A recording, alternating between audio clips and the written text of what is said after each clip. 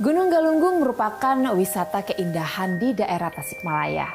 Di sana juga terdapat kawah hijau yang sangat menarik minat wisatawan yang mengunjunginya. Masyarakat bahkan harus menempuh 17 km dari kota Tasikmalaya sebelum akhirnya tiba di Desa Linggah. Perjuangan tidak sampai di situ saja. Karena sesampainya di lokasi, wisatawan juga harus melewati tangga kuning sebelum dapat menikmati keindahan kawah tersebut. Namun di balik keindahannya, Gunung Galunggung juga menyimpan cerita mistis di dalamnya.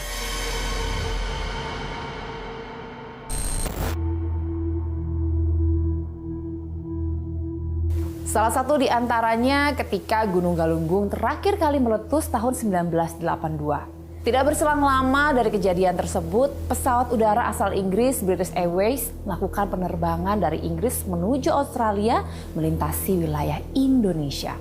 Tepatnya ketika berada tepat di atas Gunung Galunggung. Mesin pesawat seketika mati total dan pesawat pun melakukan pendaratan darurat. Selain itu, puncak Gunung Galunggung diyakini para pendaki memiliki kampung gaib. Hal tersebut disebabkan banyaknya para pendaki yang diganggu ketika berada di puncak Gunung Galunggung akan mengalami gangguan mistis seperti yang dialami para pendaki.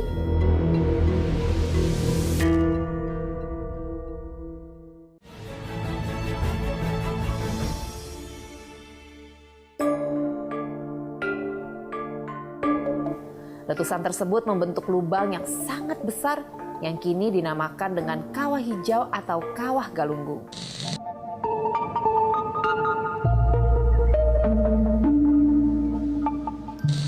Yes, alhamdulillah saya sampai pemirsa di monumen letusan Gunung Galunggung. Ini tepatnya di belakang saya ini monumen. Jadi pada tahun 82 itu terjadi letusan Gunung Galunggung. Dan memang kalau kita lihat di belakang saya ini terdapat kawah hijau ya. Sangat luas sekali dan itu memang sejarahnya pada tahun 82 ini terjadi letusan Gunung Galunggung. Nah tepatnya di belakang ini pemirsa. Oke pemirsa ikuti saya deh. Nih, di sini nanti terlihat ada kawah hijau.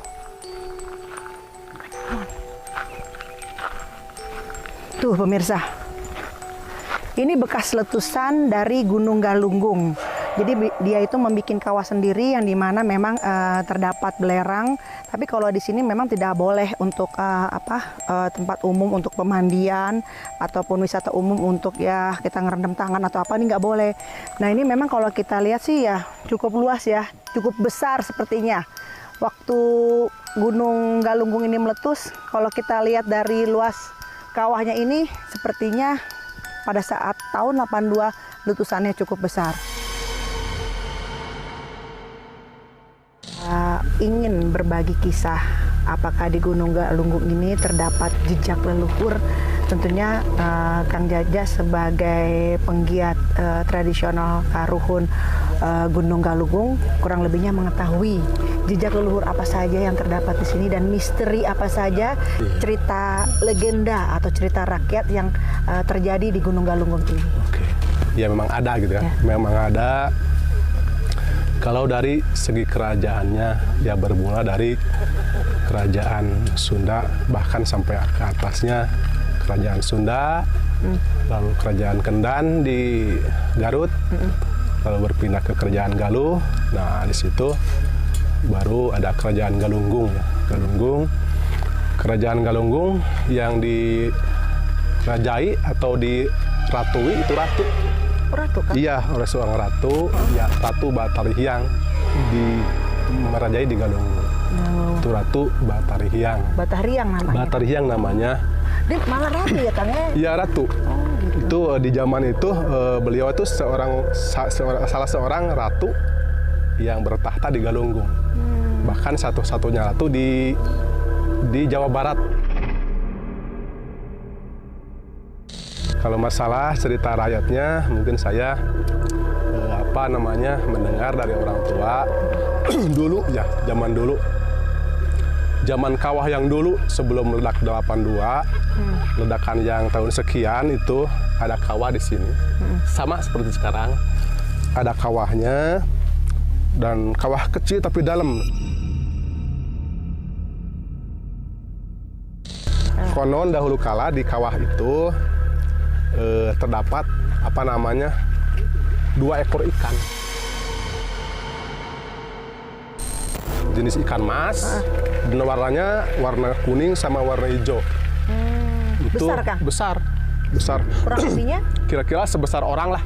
Tapi nggak setiap orang bisa lihat tuh. Oh, jadi memang tertentu aja. Iya, namanya misteri, namanya Iya, udah namanya misteri, ya. bercampur dengan hal-hal yang gaib. Jadi dia sering muncul dilihat sama orang-orang tertentu. Kadang-kadang kalau kita pengen nggak ada.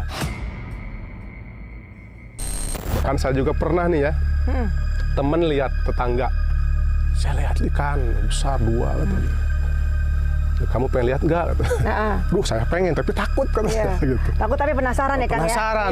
Iya. Ya akhirnya saya tuh singkat ceritanya, ya saya coba ke tempat yang ditunjukkan orang itu, ya datang ke situ saya. Sambil saya juga gemeter takut. Iya.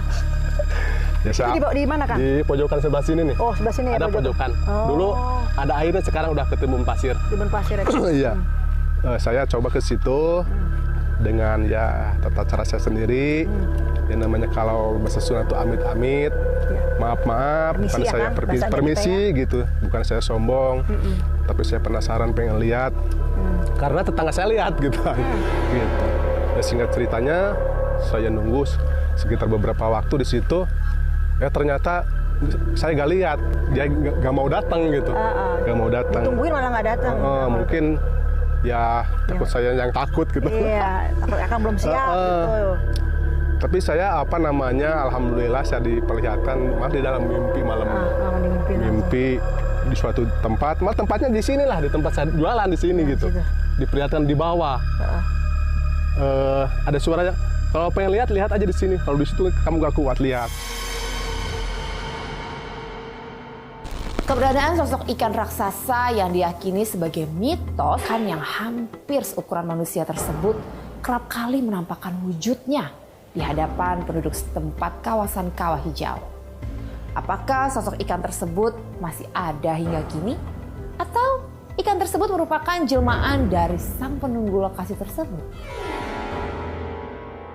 Fenomena mistis yang terjadi di Gunung Galunggung juga dialami oleh Kang Jaja, seorang saksi sejarah yang sering menghabiskan waktunya di lokasi tersebut. Di antaranya adalah penampakan cahaya juga kerap kali terlihat di lokasi ini. Siapakah sosok di balik penampakan cahaya tersebut?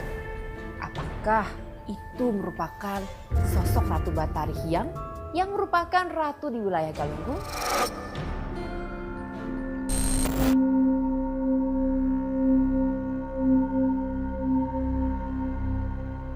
Kurang lebihnya kan tentu pernah sampai malam kan sini kan? Ya sering nginep kan? juga ya sering. Iya. Pernah nggak bertemu dengan hal-hal yang di luar nalar manusia, tapi memang itu yang akan hadapi itu? Pernah kan? Apa kalau melihat sosok apa seperti apa itu, gitu? Ya bisa dikatakan sering lah. Nanya mungkin juga di tempatnya. Karena kalau orang-orang tentu juga justru sengaja gitu.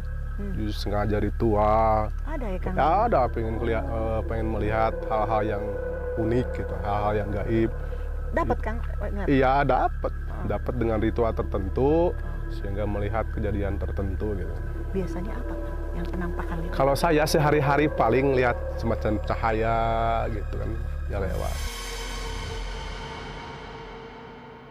Makhluk sebetulnya, makhluk pindah dari satu tempat ke tempat lain. Dia kan kalau makhluk gaib nggak punya wujud, jadi bentuknya seperti cahaya.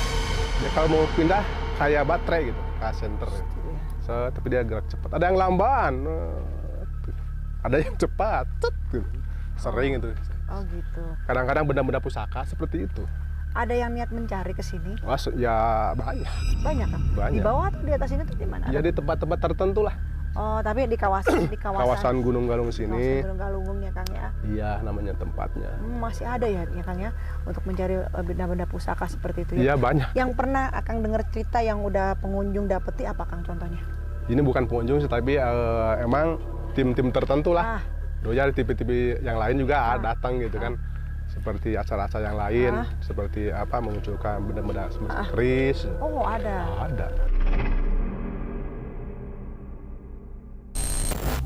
Aura mistis juga dirasakan oleh Feni ketika napak tilas di lokasi tersebut. Sosok maung besar yang sering menampakkan dirinya di puncak Gunung Galunggung juga menjadi buah bibir di antara wisatawan dan warga setempat. Maung tersebut merupakan jelmaan dari sang penjaga Gunung Galunggung. Ketika penampakan wujudnya, itu merupakan sebuah pertanda bagi siapa saja yang berkunjung ke lokasi itu.